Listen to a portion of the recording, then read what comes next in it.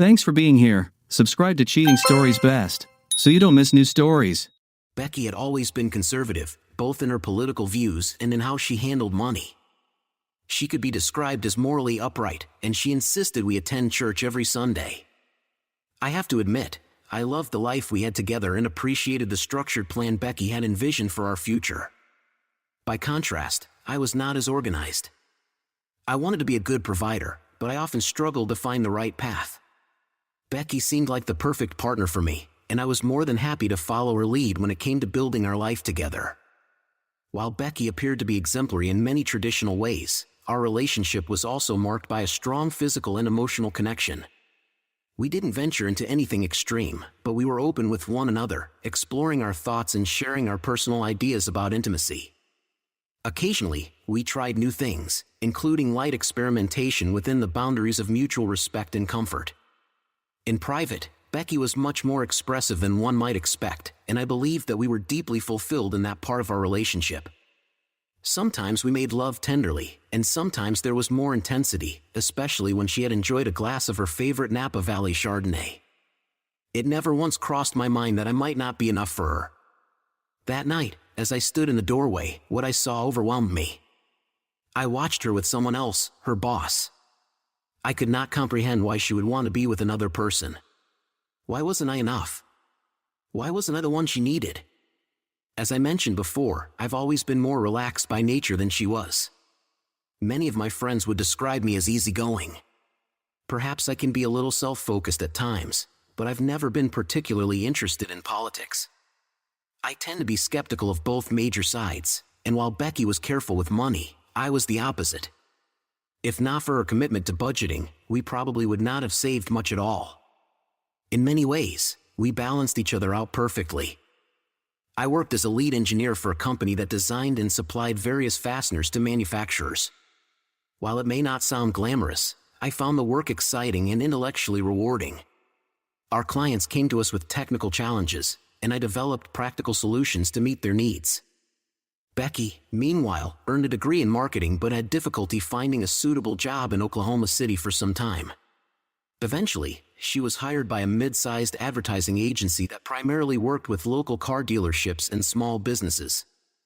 It was the kind of job she had always dreamed of, and it paid her well. I was genuinely happy for her. She led a small team responsible for creating advertising campaigns. It was a step up from her previous position in Kansas City, and her move had clearly been a success for both of us. You might say I only admit this now, after everything that has happened, but I never really liked her supervisors. Ken was the vice president of customer service and reported directly to Roger, the company president. At company events, they were both outwardly friendly, but I always felt as if they did not take me seriously, as though I was just an accessory to Becky, not her equal. They would ask polite questions like, "How are you?" or "How do you like Oklahoma City?" but never tried to connect with me on a deeper level. It seemed as though they either didn't care to know me, or they didn't see the need. Now, I understand why. The truth had been right in front of me. I saw Ken with my wife, and I froze. It felt like invisible hands were holding me in place, forcing me to witness something I could never have imagined. For several moments, I was completely paralyzed. But then, the weight lifted, and I found my voice.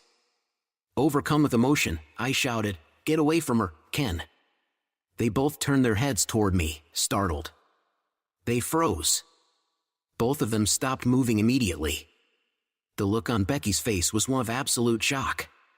Ken, on the other hand, looked furious. "How did you get here?" he demanded loudly. I held up Becky's ID badge, which I had used to enter the building.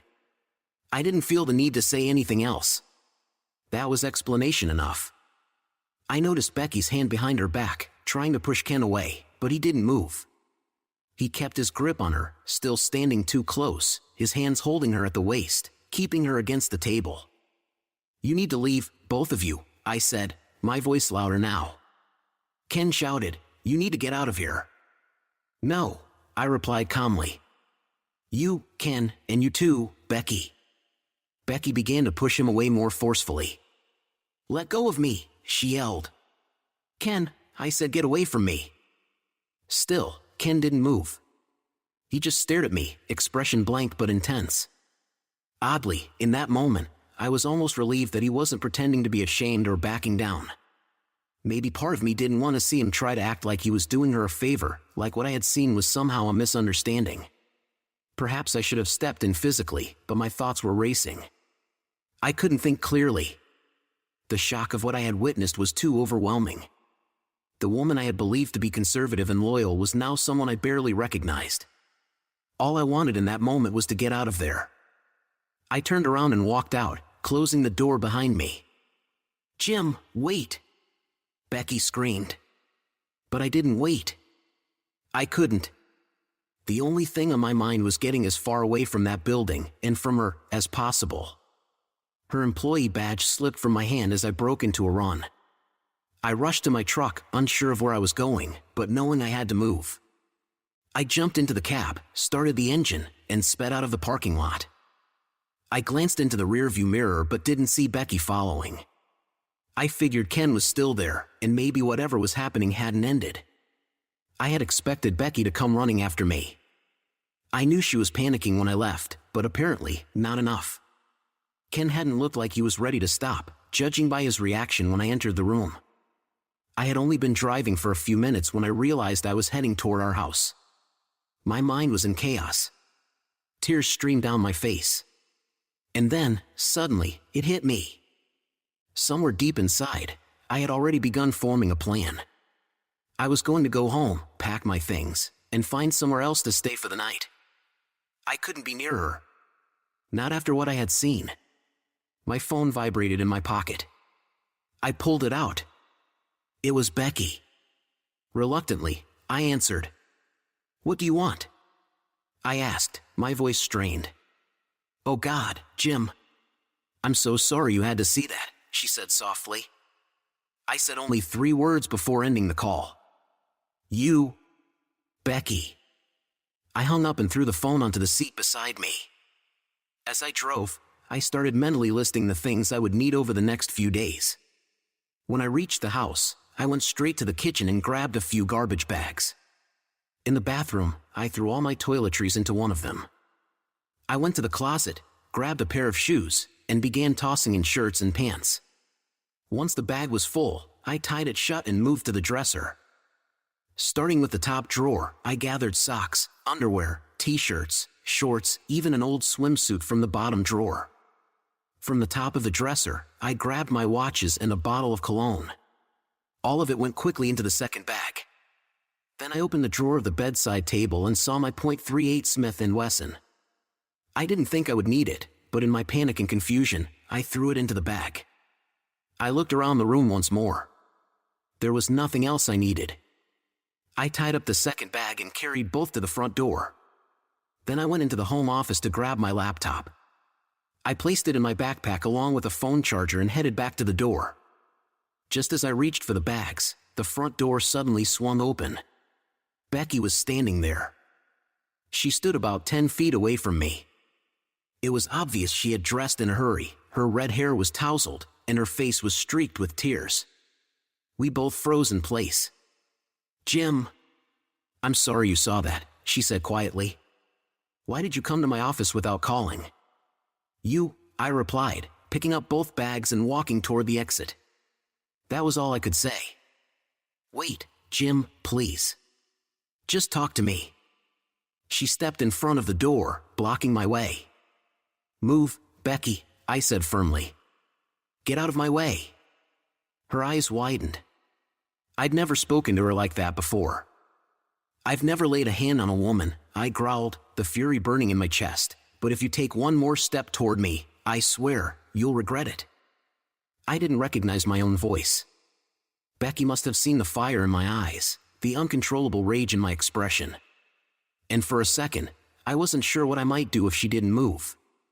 She must have seen it too. Without another word, she stepped aside. I grabbed my bags and stormed out the front door. I threw the bags onto the passenger seat of my truck, started to walk around to the driver's side, and then I stopped. I had forgotten something. I had to go back. When I re-entered the house, Becky was still standing in the living room, crying. My sudden return caught her off guard, but I didn't even glance at her. "Jim, please, just stop. Talk to me. Let me explain." I ignored her. Moving quickly through the kitchen, I opened the back door and looked into the yard, eyes scanning the shadows. "Max. Come here, boy," I called into the darkness. A moment later, I felt something brush against my leg. There he was, my black Labrador, standing by my side, wagging his tail like nothing had happened. He looked up at me with those familiar, trusting eyes. "Come on, buddy," I said, patting his head. "Let's get out of here." Max followed me through the house, back into the living room. I didn't stop walking, but I did look at Becky one last time. The rage still simmered in my chest. It was hard to believe that this much anger and heartbreak could exist inside one person. But it was there. It filled every corner of my mind. I was in a place emotionally that I had never known before. Becky sobbed uncontrollably. "Jim, please. I'm begging you. Just stay. Talk to me. I'll explain everything." I didn't respond. I walked out the front door with Max and slammed it shut behind me with a loud bang. As I turned to the truck, I heard the door swing open again. "Jim, please, don't go. I'm begging you." I opened the passenger side door and let Max jump in. I tossed the bags into the back seat, then slammed the door shut. As I walked around the truck, I noticed our neighbors, Stan and Bridget, standing on their front porch. Their house lights were on, and they were clearly watching everything unfold. I didn't wave. I didn't speak. I simply got in the driver's seat, started the engine, and drove off. The tires squealed slightly as I accelerated down the street. Max and I sped away into the night. 2 blocks later, I realized I had no destination. I didn't know where I was going. I pulled over onto a quiet residential street and turned off the engine. Silence. I looked down at the floor of the truck, trying to gather my thoughts, but nothing came. My mind was blank, overwhelmed by grief. The anger that had consumed me only minutes earlier had now given way to something even heavier, sorrow. Tears began to fall. I hadn't cried like that since I was a child. I didn't think I was capable of that kind of emotion anymore, but I was wrong. I buried my face in my hands. My sobs were deep, painful, uncontrollable. I kept repeating the same word over and over. Why? Suddenly, I felt something warm and wet on the side of my face. Max was licking the parts of my face not covered by my hands, trying to comfort me in the only way he knew how. That moment broke something inside me, and healed something too. He was scared. I could see it in his eyes. He didn't know what had happened, but he knew something was very wrong. My sobbing slowed. I lowered my hands and looked at him. He gave me a long, mournful stare, the look of a friend who knew he was needed. "Damn it, Max," I whispered, trying to steady my breath.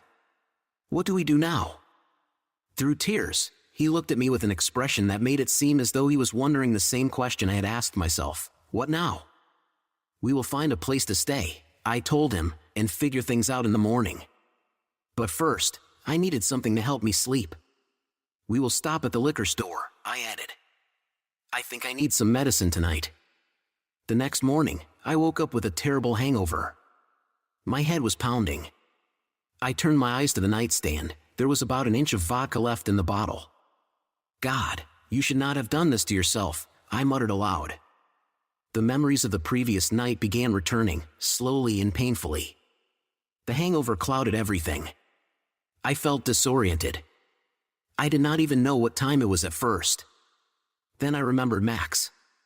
He stood quietly at the edge of the bed, wagging his tail, waiting patiently. I glanced at the small clock on the desk. It was 9:30 a.m. "Sorry, Max. I am so sorry." I jumped to my feet, realizing I had forgotten to take him out. But I had to slow down. My head spun, and my legs nearly gave out. My foggy brain had not yet reconnected with my body. Then I realized I did not have his leash.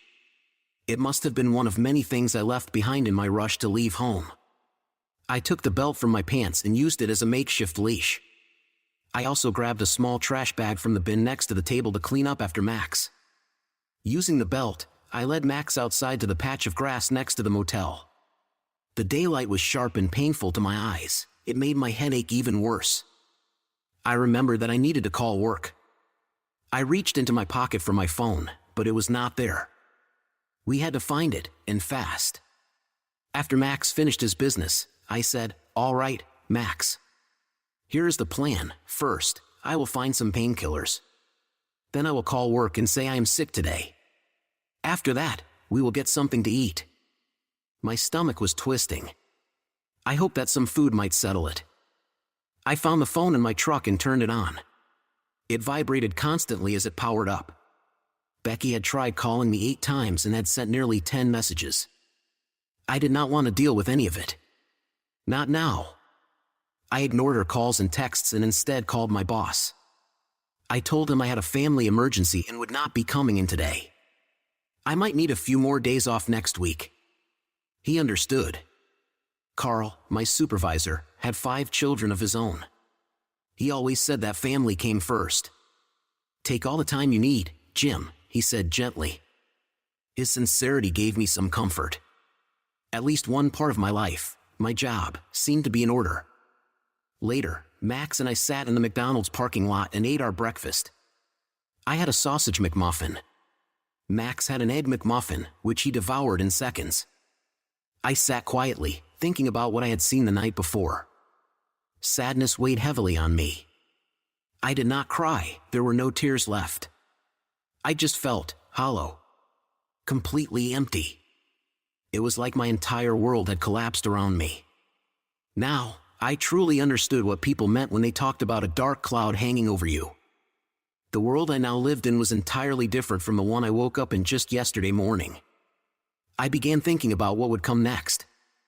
Would I speak to Becky? I knew I would have to, eventually. But not yet. And what could she possibly say? I had already seen enough. Enough to understand what it meant to her and to me. I do not want to be anywhere near that situation right now, I told Max quietly. Eventually, I would probably want to know why. Why she had done it. Why she had betrayed everything we built together. Why that man? Her boss? What was she planning? To live a double life while I raised our family alone? Was she going to leave me for him because he had more money? He did not even seem like her type. But then again, maybe I never really knew her. As I thought through all the possible reasons, I came to a painful conclusion: it did not matter anymore. Whatever her reasoning was, my marriage was over. It felt like I was living in a nightmare, one I desperately wished I could wake up from. But I knew I could not. I had seen the truth with my own eyes. And now, nothing in my life felt real anymore. It all felt meaningless. I started crying again. Poor Max just looked at me with his sad eyes. I scratched him behind the ears and said, "Do not worry, buddy. We can handle this. We will get through all of it somehow." God, I love that woman with all my heart. Becky and I met in college through mutual friends. We were both at Ernie's house one Sunday afternoon to watch the Chiefs game. Ernie and Carol were already engaged and seemed like a genuinely kind couple. Ernie was an engineering graduate student who had once helped me with calculus when I was struggling. Becky knew Carol from a class they shared. That day, around a dozen people had gathered at Ernie's house for the big playoff game. Becky was fully decked out in Chiefs merchandise. Her red hair and fair skin seemed perfectly suited to the team's red and gold colors.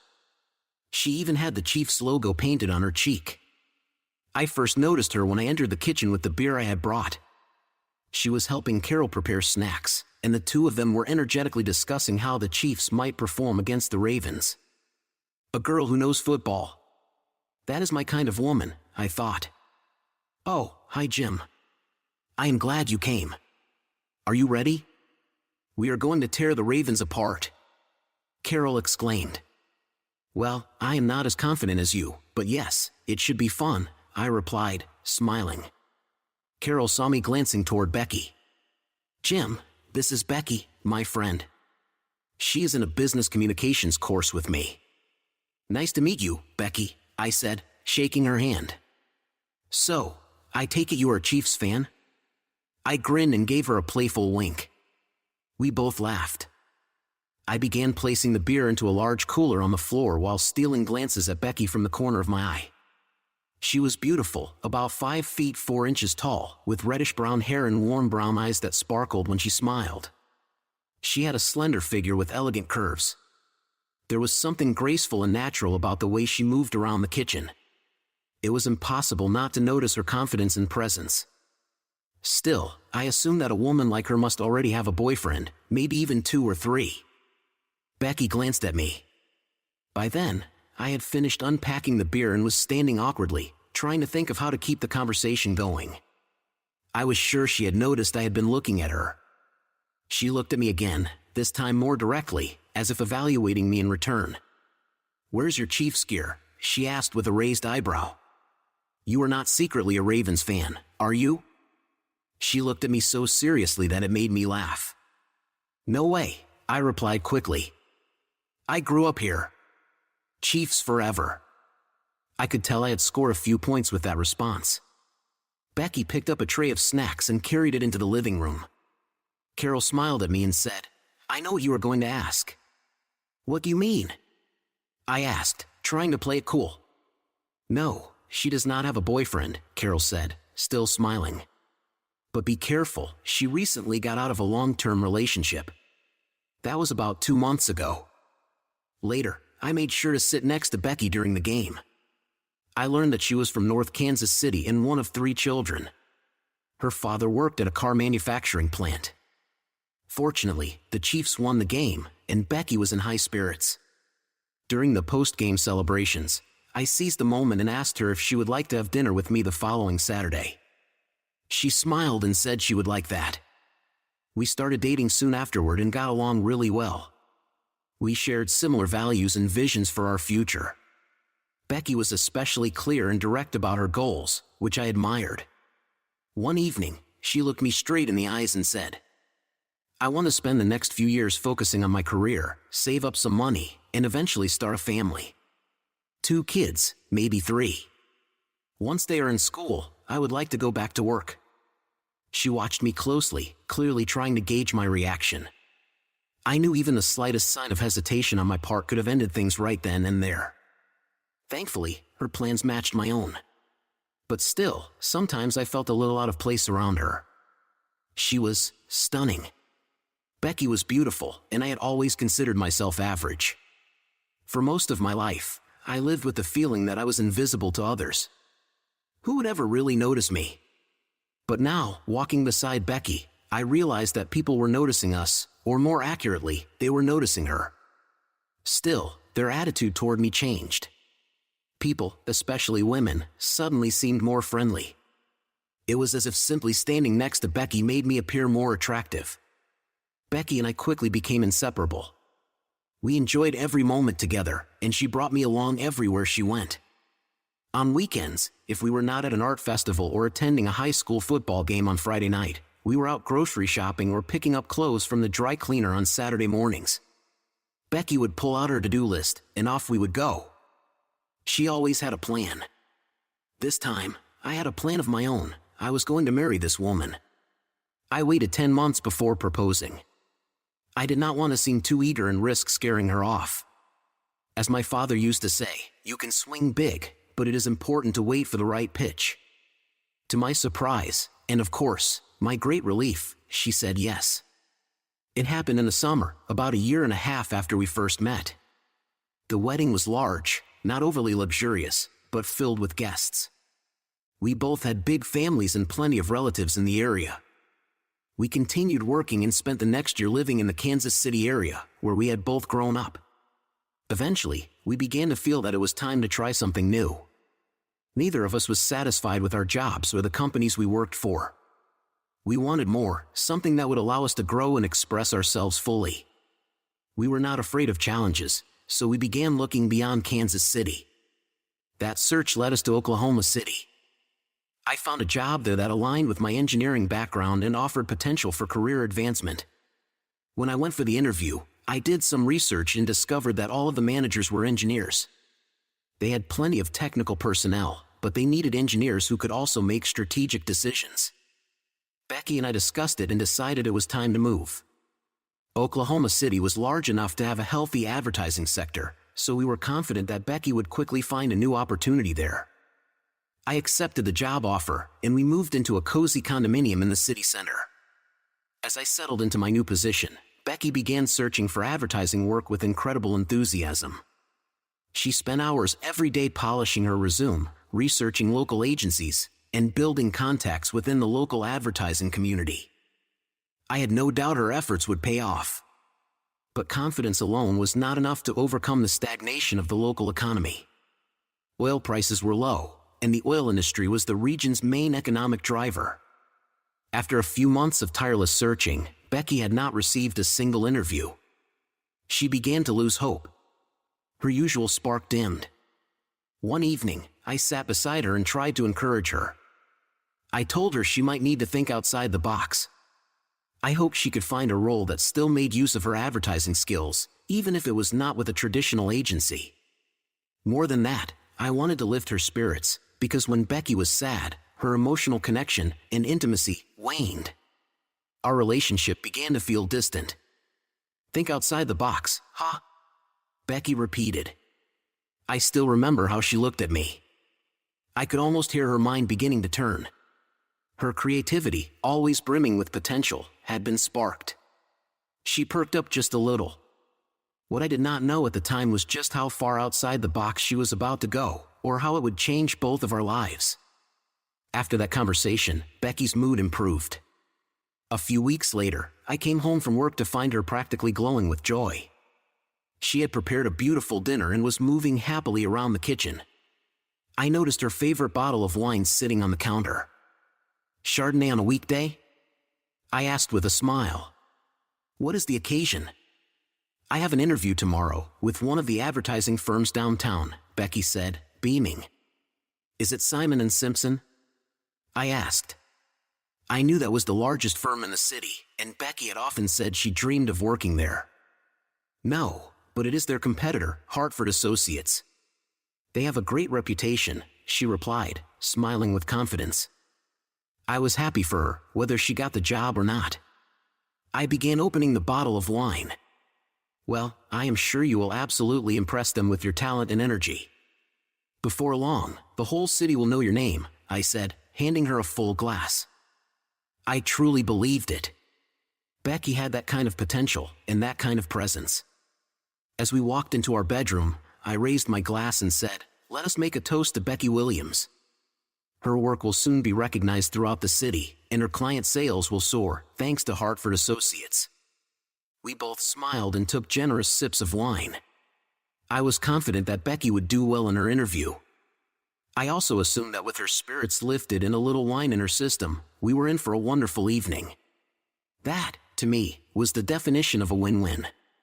Becky did exceptionally well in her interview and was offered a significant role on a team responsible for developing campaigns for mid-tier clients.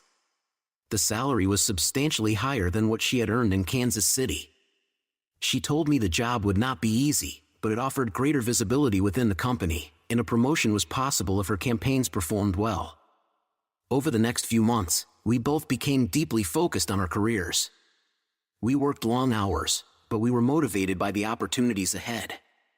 We began talking seriously about starting a family. It was something we both wanted, but we agreed that we needed to be in a more stable position first. We were both earning more than we ever had, and as planned, we started setting aside money for a down payment on a house.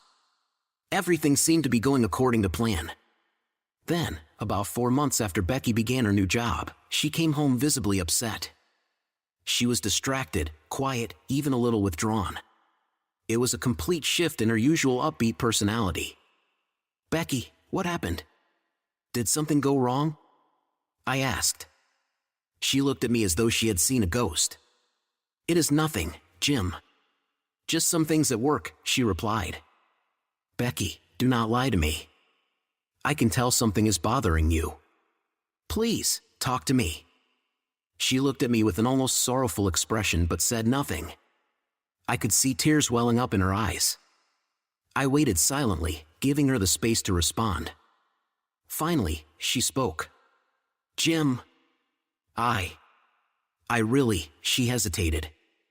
Her mind seemed to be racing. They are reorganizing at work. People are being let go. I am afraid I might be one of them. A tear slipped down her cheek. Oh, Becky, I think you are just overthinking. I am sure your supervisors already know how valuable you are. They would not even consider letting you go. I hope you are right, Jim. I love this job. What will we do if I lose it? How can we keep saving for a house? Becky's mood remained downcast for the next couple of weeks. She was clearly distracted. I tried my best to lift her spirits each evening. On the second Saturday after she shared her concerns, I took her out to a nice restaurant for dinner. I really believe you have nothing to worry about, I told her gently. Oh, Jim, if I lose this job, I truly do not know what to do. It would be a major setback. We had been saving so well. I was hoping that by next summer we could start looking for a house. If I get fired, all of that will fall apart. Honey, if that happens, we will handle it. It might slow us down, but it will not stop us. We will figure it out, together. Becky did not seem fully comforted by my words. Becky, go in there and take control of the situation. Remind them that they can count on you. Show them how talented you are. Remember the Robinson campaign? That was your idea, and it was a huge success. Your slogan helped sell so many cars. You always give it your best. Yes, Jim, you are right. I will speak to Ken on Monday. And she did.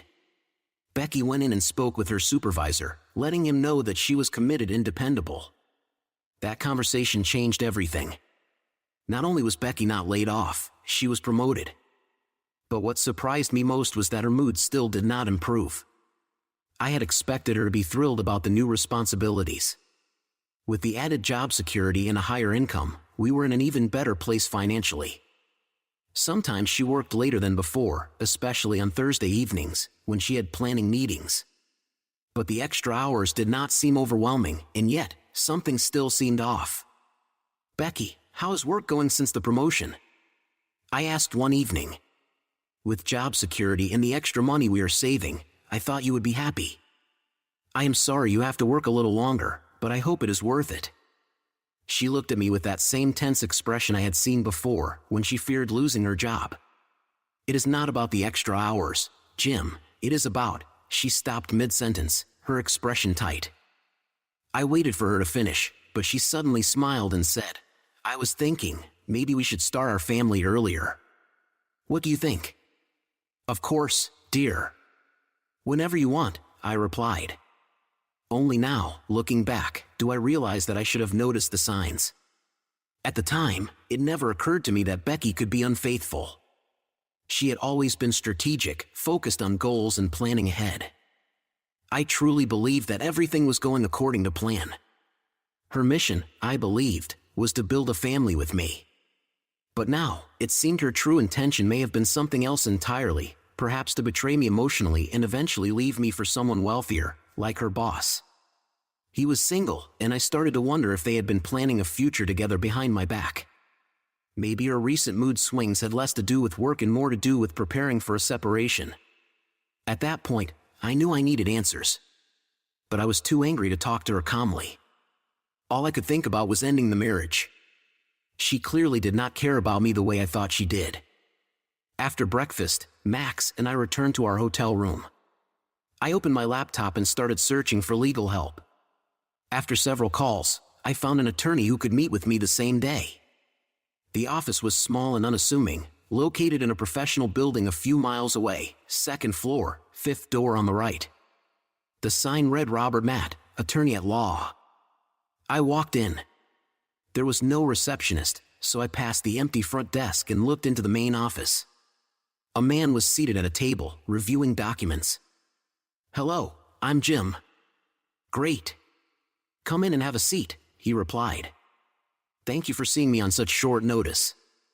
My name is Robert Matt, he said, extending a hand. But you can call me Bob. We shook hands, and I sat in a chair that looked like it had been around since the 1980s. Can my dog come in? I asked.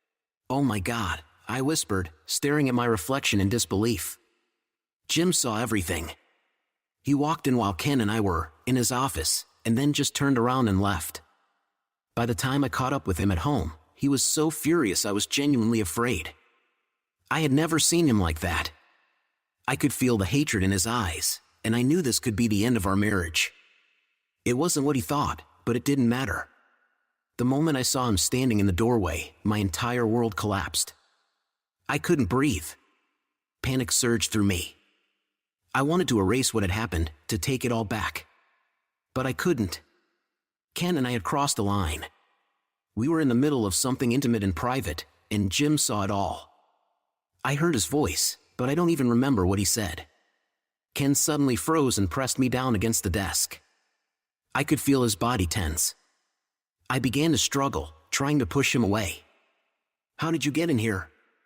You need to leave," Ken hissed, his tone full of anger, not regret, not concern. Was he seriously thinking I would continue after my husband caught us? "Get your hands off me," I shouted, shoving him back. I heard the door close. Jim had left. I screamed again, twisting until I finally broke free of Ken. I was shaking all over. Ken looked more irritated that Jim had interrupted us than concerned that my life had just been shattered. He didn't seem to care. I turned and slapped him across the face with all the force I had. He recoiled. "What is wrong with you, Ken? You didn't even let me get up. Then you kicked Jim out like he was the problem. You're so arrogant." He tried to respond, but I cut him off. He had every right to be there. It's his wife you were with after hours, not some stranger. And you acted like he was the one intruding. I hurried to pull my clothes back on, disgusted. Ken's eyes were still filled with desire, like none of this had affected him at all. That made me sick. I rushed out of the office. Jim's truck was already gone. I caught a glimpse of his tail lights in the distance. I stood there in the parking lot, tears streaming down my face, watching the last pieces of my marriage disappear into the night. I ran back to my desk and grabbed my phone. I had to call Jim. I had to try and explain, even if it was hopeless. I pressed his name in my favorites. He answered on the first ring. "You, Becky," he said coldly, and then hung up. I stood there in silence, phone still in my hand, heart racing. Behind me, I heard Ken's voice. He was standing in the doorway of his office, still partially undressed. "You should give it some time to cool down," he said. "Why don't you come back inside? We can finish what we started." I stared at him in disbelief. "Are you serious right now?" He didn't reply, just looked at me like he hadn't heard anything I said. "You really think I'd want to be with you after what just happened? Jim saw everything, and all you care about is yourself. You're unbelievable." And with that, I turned and walked away, leaving Ken behind in the dark hallway, and hoping it wasn't too late to fix what I had broken. You should consider yourself lucky he did not come in and confront you directly. Not in this lifetime. That man should still be grateful he did not do something reckless by trying to threaten me. Otherwise, he would have found his wife with someone else and ended up hurt that very same night. I did not have time to listen to his bragging. I grabbed my bag and headed for the exit. Home was the only place I could find Jim, and I needed to get there as quickly as possible. When I arrived, I saw Jim's truck parked across 2 spaces in the driveway. I quickly parked my car in front of the house, breaking the rules, and jumped out without thinking.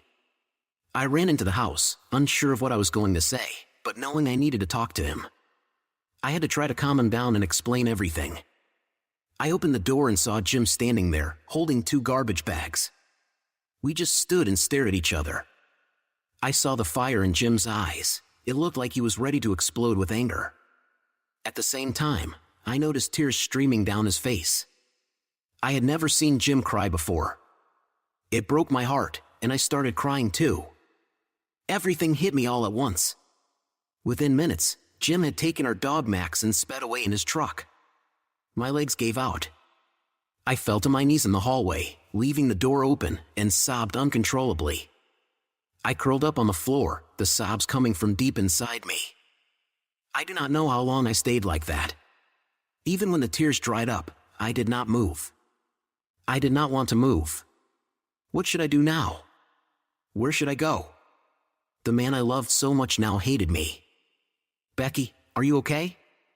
I heard a voice above me. It was my neighbor Kelly from the house across the street. Now he is gone and not answering my calls. I try to call him every 15 minutes, hoping he will pick up. I have sent him messages, begging him to talk to me. I need him to understand that things are not as they seem. I definitely do not like Ken. Ken is a man who pressured me into a situation I never wanted. I think I am partly to blame, but I never planned for any of this to happen. It all started when I was desperately trying to find a job. Jim and I moved to Oklahoma City about 3 months ago for his new position. Jim was the lead engineer for a fastener company. Unlike his previous job, Jim loved this one and came home every evening talking enthusiastically about his projects. We had moved to Oklahoma City to advance our careers and move closer to our dream of starting a family. The only problem was that I could not find a job. In fact, I had a hard time even getting interviews, and when I did, they were only from companies looking for marketers, not the advertising role I wanted. "Rebecca, you definitely have an impressive resume," said Ken. He was an attractive man, about 50 years old, tall, with black hair that was half gray. He looked fit and wore an expensive suit.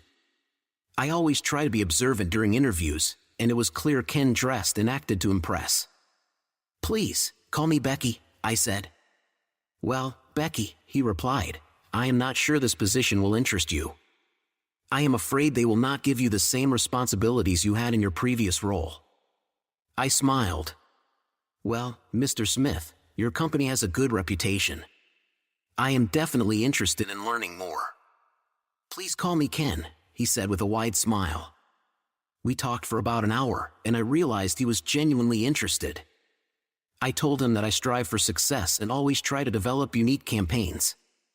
I noticed the smile on his face when I said that. About 20 minutes before the end of the interview, he asked a question about my personal life. "We are like a family here," he said, "and I would like to know more about you. Tell us a little about yourself." I told him I grew up in Kansas City, had been married for almost 2 years, and that Jim and I did not have children yet. When he asked me to elaborate, I shared a little about my childhood, Kansas City, and Jim's work. Then he said something I should have picked up on back then. "Well, you are definitely a beautiful woman, and I love your energy. I liked what you said about striving for success." Ken stood up, and I knew the interview was over. I also stood and extended my hand. His hand was large, and he shook mine firmly. We said goodbye. He just said he liked me, and at the time, it seemed to me that he meant professional respect only. I smiled again, feeling more confident that they would offer me the position. I knew I could handle the job and that I had a real chance to get the position. About a week later, Hartford Associates called me and invited me for a second interview. That Wednesday, I was back in Ken's office. It turned out this was not really a second interview but a meeting where he offered me the job. After a brief reintroduction, Ken began the conversation. "Becky, thanks for coming," he said, shaking my hand again. I sat down across from his large desk. "I really enjoyed our interview last week," he continued. "I think you are exactly the person we have been looking for.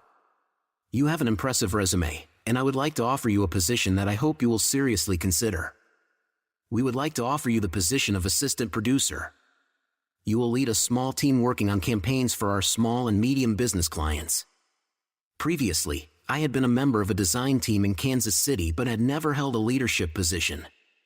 I tried not to show too much excitement because I understood this was my opportunity. This job was exactly what I needed to jumpstart my career. Mr. Smith, I am ready to take on this position and show what I can do. Working for a company like Hartford is an exciting prospect," I told him. Ken looked pleased, and we agreed on payment terms, which turned out to be even better than I expected.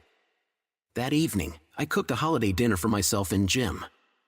I had so much energy thinking about my new job that I could not sit still. When Jim walked in, he smelled the food, looked at the table set with a bottle of wine, and realized that something special had happened. "Becky, what does this all mean?" "I take it everything went well at Hartford?" he asked.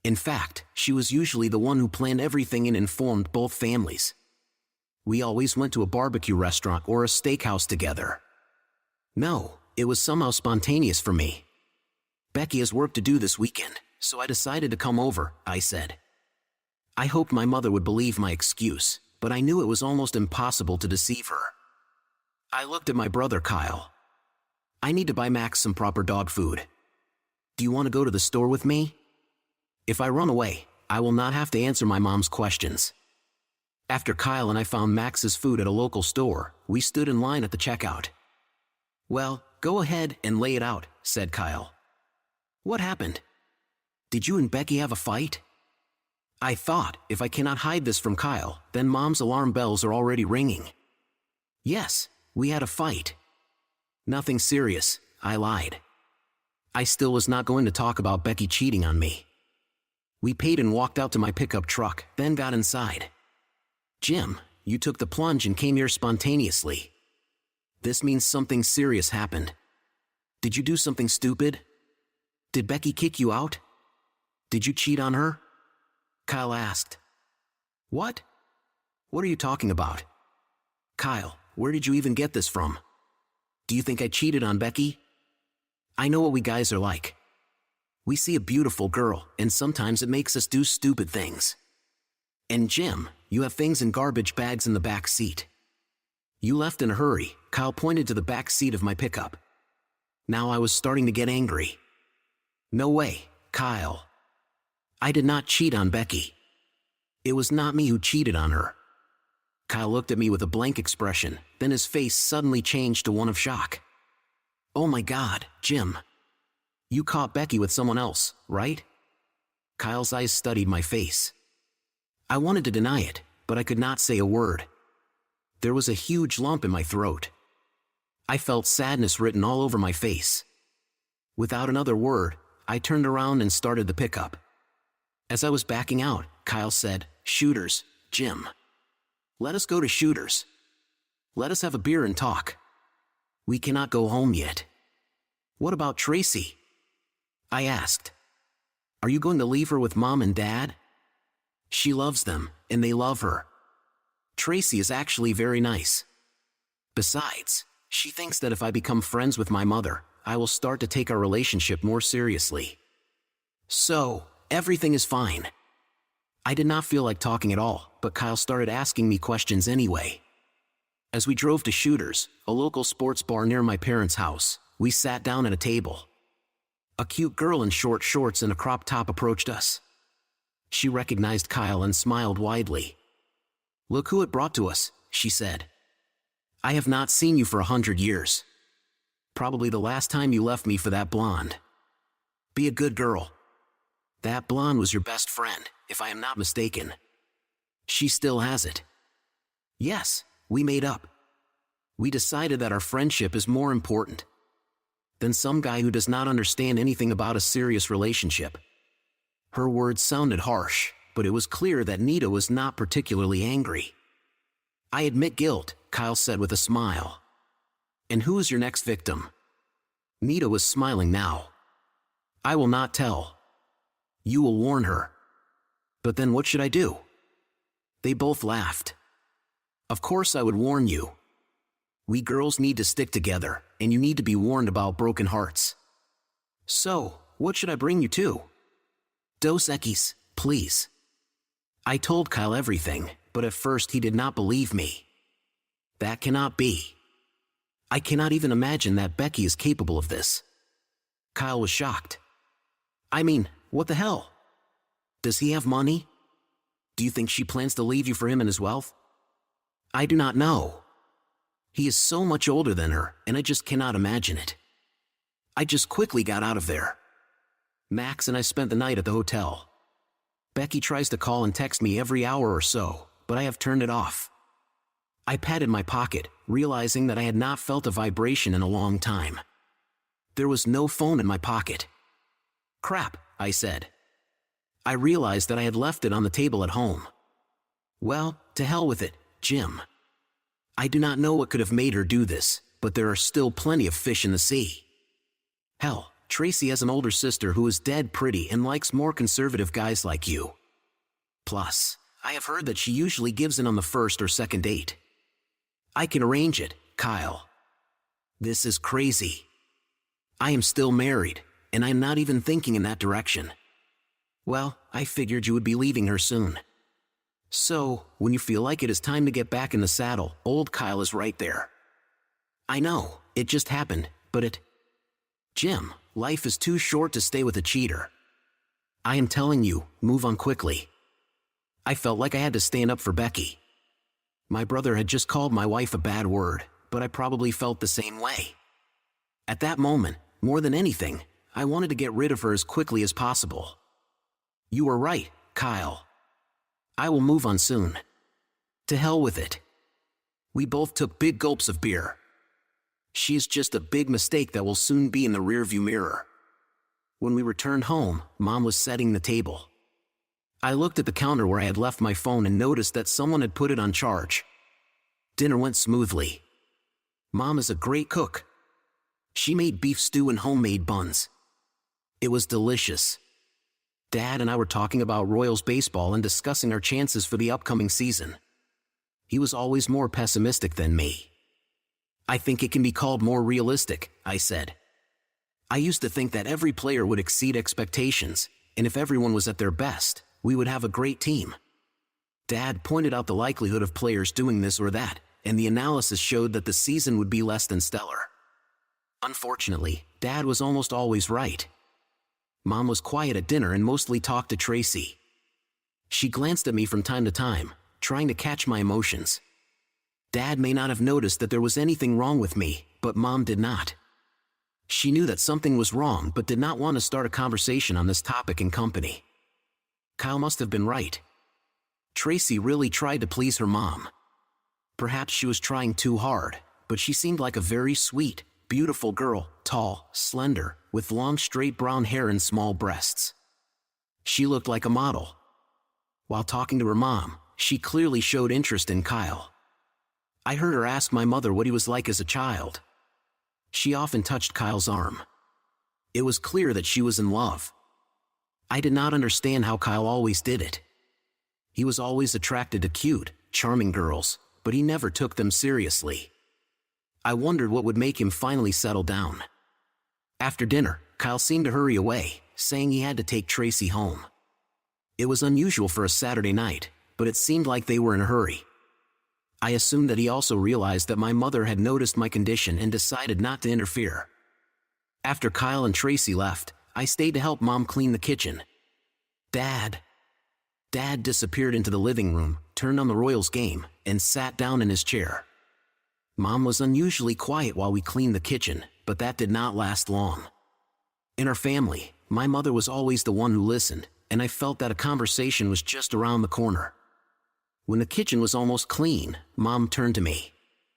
I saw sadness and concern in her eyes. "Come on, Jim," Mom said. She pushed the chair away from the table. "Sit down, and you can tell me what is going on." "Nothing is happening," I said defensively, sitting down. "Why are you so?" Mom raised her hand to interrupt me. "Jim, when you went to get food for Max, you left your phone on the counter. It vibrated every 15 minutes like clockwork.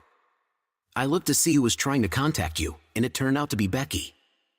I thought it might be something urgent, so I answered. At first, she was confused when she heard my voice. I told her that you had left your phone. Then I realized that she did not even know you were here. I asked what was going on, and she burst into tears. She did not say much, but she admitted that she had made a terrible mistake and asked me to tell you to call her. Jim, I know what it means when a wife or husband says they made a terrible mistake. Mom looked me straight in the eyes with sadness on her face. I tried to speak.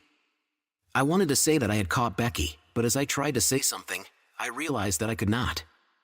The words stuck, and my eyes filled with tears. My reserved face, which I tried to maintain, disappeared, and I began to cry. Mom, I do not know. I do not know what is going on. Mom came over to me, and I stood up. We hugged. I cried and felt like an 8-year-old child, but I did not care. Becky's betrayal shook me to my core. I felt completely lost, but at least I felt love and security in my mother's arms. I was no longer sure if I could trust my old safe places, but I knew I could trust my mother's love and desire to help me cope with the pain. "What did she tell you, Mom?" I have not spoken to her since I caught her in the act of cheating with her boss. God, she did not tell me that. The only thing she said was that she was very wrong, but that she still loves you and wants to talk. We stood there while I tried to pull myself together. "Jim, I do not know what happened there, but she desperately wants to talk to you. She said she was ready to get in a car and come here, but I told her you might not want to talk to her. Then she decided to wait. I am not sure I want to talk to her, Mom. Why should I talk to her? What will I say? All that comes to my mind is you are a cheater, and I want a divorce. Jim, you cannot talk to her like that, even if you saw everything. I taught you to talk to people respectfully. It is hard to believe that Becky could ever change. There must be some incredible reason for this. At a minimum, you need to listen to her and get her version of events. What can she say to make a difference? What, my boss offered me $1 million to spend the night with him? Even that would not matter. I would still divorce her. Jim, I do not know, but you have to talk to her, please. I know it will be hard, but you need to listen to her and understand what is going on before you decide what to do next. Talk at home alone. Emotions will run high, and you will need to speak frankly. But be careful and try not to give way to anger. This will not benefit either of you. Mom, I am not going to hit her or anything. I know you will not do that, Jim, but trust me, for such a conversation, both will need help to control their emotions. It will be very difficult. It will feel like your heart is breaking. Mom spoke as if she had gone through it herself. I thought about asking her, but I was not sure I wanted to know. So, I agreed with her. Okay, Mom, you are right. I think this needs to be done. I am sure it will be terribly painful to listen to her explain why she betrayed me, but I think I have to get through this in order to move on. I will do it. I will set up a time to talk to her. Mom smiled at me. I saw pain in her eyes. Jim, this will be hard. I am so sorry you have to go through this. But do not give up on Becky until you hear her out.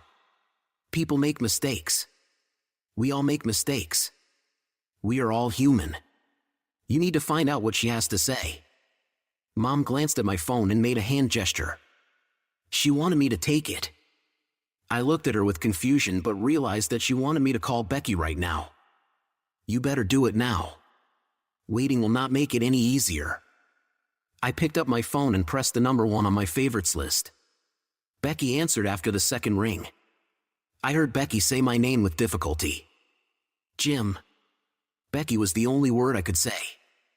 I looked up and saw my mother quickly leave the kitchen. Suddenly, Becky found her voice again. Jim, thank you for calling. Did your mom persuade you? She said she would do it. Thank her for me. There was a pause, then she said, I am so sorry for what you saw. I cannot even imagine the pain I caused you. I heard her trying to hold back her tears. Jim, you have to believe me. I am very sorry this happened. I never meant to hurt you. Now she was crying. Becky, what on earth? How could you? Am I not enough for you? Is this what it is about? You went to sleep with your boss? Does he have more money, or is he just better? Oh my God, Jim, no. This is not true at all. She was now sobbing loudly, choking between words. This is all such a huge mistake. I ruined everything, my whole life. I cannot believe how much I ruined everything. She sobbed and tried to speak further, but I could no longer understand what she was saying. Yes, a huge mistake. That is putting it mildly. And now you are going to have a big divorce, because I do not want to be part of your ruined life anymore. Oh God, no. Jim, please do not say that. I love you. You have to understand, everything is out of control. Max slowly entered the room and stood next to me.